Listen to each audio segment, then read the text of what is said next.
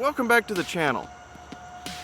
Well, if my lens and camera will stay unfogged long enough, we can make a video today about a topic that I myself have gone back and forth on, and I'm sure some of you may have as well. And that topic is, I'm sure you've seen by the title, in a sense, semi-auto versus revolver, but more specifically, the Glock 43 9mm versus a J-Frame 38 revolver. And in this case, a 442 Pro Series.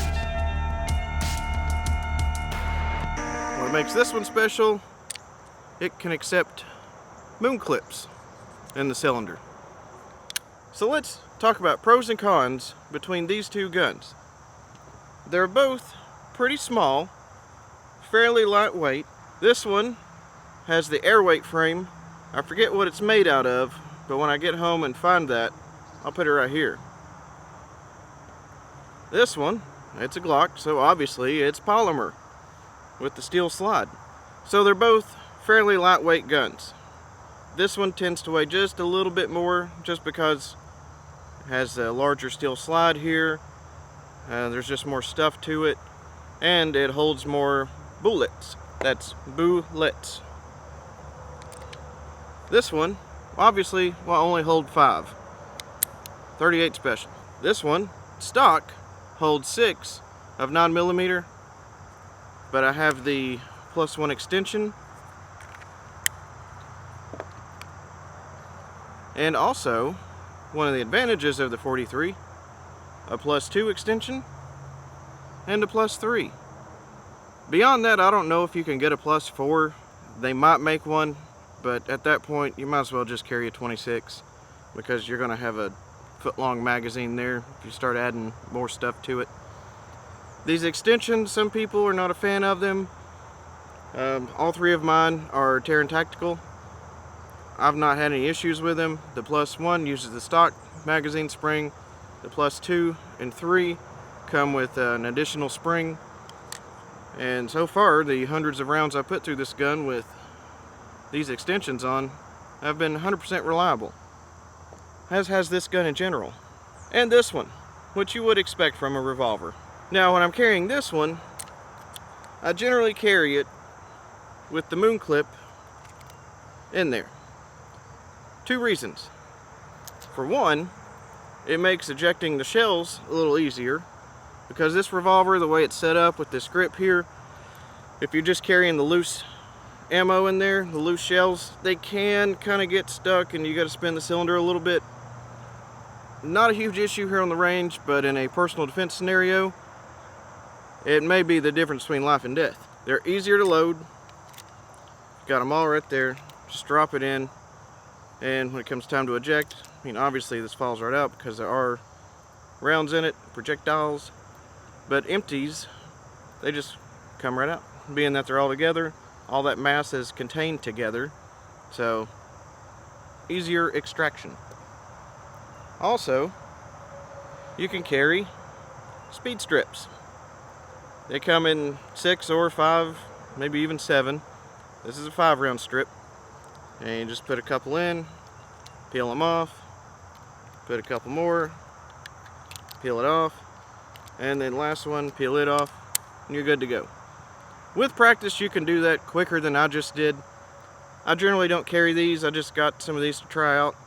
They do carry flatter in your pocket than a moon clip, but they are a little bit slower to load. And it goes back to my point about the moon clip, the shells being all contained. These, if they're empty, in a defense scenario, unless you've shot 25-30 rounds already, which you've done a lot of reloading with a 5-shot revolver at that point, but they do tend to dirty up pretty quick, and they can get a little stuck in a small gun like this with a shorter extractor. That's why I just stick with these. They carry pretty easy in my pocket. I've never had one bend. I don't carry this gun a whole lot. This is the gun I carry when I want absolute concealment, because when you're concealing a gun, this is all that you're worried about, as opposed to this, which with the 43, it's small enough anyway, it's generally never an issue but sometimes this just does carry a little easier. And a 38 Special versus 9mm, you are going to get a little more velocity out of the 9mm generally, but the ones I carry are these Hornady 38 plus Ps. Got the little rubber tip in there, so they do load in very easily. Just drop it right in, you're good to go.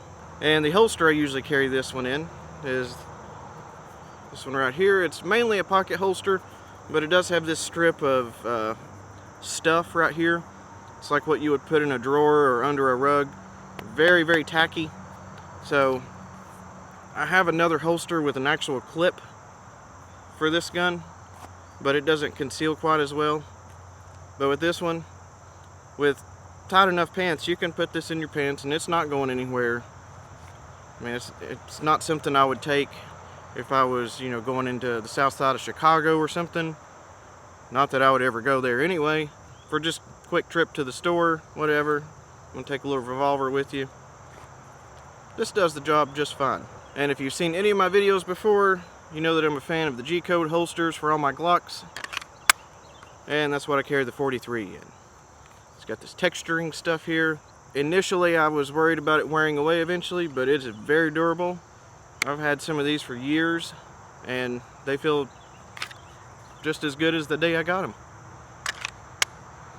These aren't the cheapest holsters in the world, but in my opinion, for concealed carry, they're some of the best you can get. And I'm not sponsored in any way. That's just me. I've always paid full price for all my G-code, unless they're running a 20% off sale or something, or like the one I got on eBay for the 19 and the 22. So let's shoot them a little bit. So just as it has been doing for like the past month straight, it's starting to rain out here. So I got to make this shooting part pretty quick. Got the 43 6-round magazine with the +1 extension, 7, 1 in the chamber, makes 8.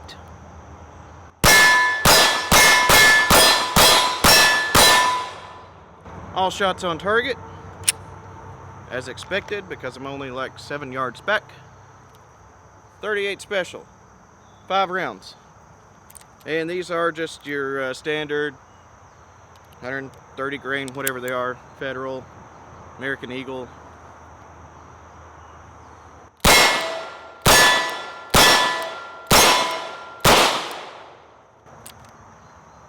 All 5 shots. So let's go back here and talk about just the difference in shooting mechanics and the felt recoil. So as far as the shooting mechanics between these two, to bring one of these out to the range just to have fun, I would pick this one over this one generally. This one is pretty fun to shoot, but being a lightweight 38 Special, I mean, I think fully loaded this thing only weighs maybe a pound, if that. 5 rounds. And this one, just the ergonomics a little bit better in my opinion. They're better for me, may not be better for you. And the sights, stock sights on this one, very crude, just U-notch in the back, black post in the front. You can get aftermarket sights for these. The 43C 22 version of this gun that I borrowed from a buddy a while back and did a video on, it had a big dot front sight, but had a little pin in there where you could change it out to whatever you wanted to, I would imagine. This gun, you can put a big dot on the front, but you have to shave down that front notch there and then epoxy the big dot on, from what I understand. That I probably wouldn't do. And with this gun, this, is an up close and personal type of gun. Same with this, and any concealed carry gun in general. So you're not going to be making, 50-yard headshots with something like this. Not to say it can't be done, but same with this. Short barrel, short sight radius. These are up close and personal protection guns. So for this one, I've got excess big dots on it. Tritium in the front and rear. This one has no tritium, obviously. So I can get a better sight picture, maybe not necessarily a faster sight picture, because these do tend to come up for me, get on target pretty quick. And up close and personal, you know, targets look big. So that's not really an issue. Trigger pull. This one has a short, light, crisp trigger pull, short reset, another crisp pull. It's about 5 pounds, give or take. This one from the factory had a heavy trigger pull. It's still a long trigger pull, but I did put a Wilson Combat trigger spring kit in there, so it did help the trigger tremendously. It's smooth, much smoother now. I brought it down to about, I would say, 7.5 to 8 pounds on the pull. My buddy of mine I had out here at the range with me one day, who is a master of firearms knowledge, he was very impressed with the pull on this. Because generally, these small little J-frames aren't known to have the best trigger pull from the factory. But being a revolver, you do have to come all the way back out for that trigger to fully reset. But with that Wilson Combat spring kit I put in it, it is easy to stage. It brought the pull down light enough to where you're not having to manhandle it to get it all the way back, and you're just coming all the way through the break. You can pull it back, stage it right there at that last notch, and then you got your short, light trigger pull. In a defensive situation, I highly, highly doubt you would be able to do that, because it does take some concentration not to go ahead and pull through that break. But out here at the range, it can be done for more accurate shots. So as far as reloading, yes, with practice, you can reload a pistol like this very quickly, very easily. But for someone brand new to firearms, in my opinion, I think that's much easier to do. Get all your rounds in one magazine there, and if there's bullets in it, it would have chambered one. So, my opinion, for someone brand new, this is easier. There is a other side to that. Should you have a bad round in this one, going along, boom, click, nothing. You just go to the next one. With this, should you get a bad round, get a jam, whatever, I'm about to anger the people who don't like Glock, you probably won't get a jam in something like this. As long as it's well maintained and cleaned and lubed and all that good stuff. Generally, in this gun and most modern well-made handguns, SIG, Smith & Wesson, Walther, all that good stuff, jams really aren't an issue as long as you're using good ammo. But the manipulation to clear jam and get a good round in there is the downside to this, as opposed to this. So both of these guns have their pros and cons. It just depends on what you're wanting, what you're doing, what type of situation you're going to be in. I've always kind of joked around with people that if you're up to nefarious activities and you don't want to leave evidence behind, this is going to throw your shells everywhere. This is going to keep them contained. And I think that may be why Walter White was such a fan of the small revolver like this. Although his was a Ruger. Still a decent choice, but for me, I went Smith & Wesson. But if this one would have had the Hillary hole, which it does not, one of the few Smith & Wesson revolvers that don't,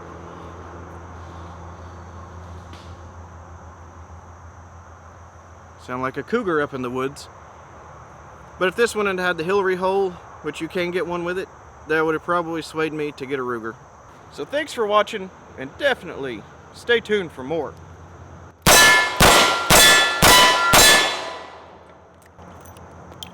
Because you never know what I'm going to have next.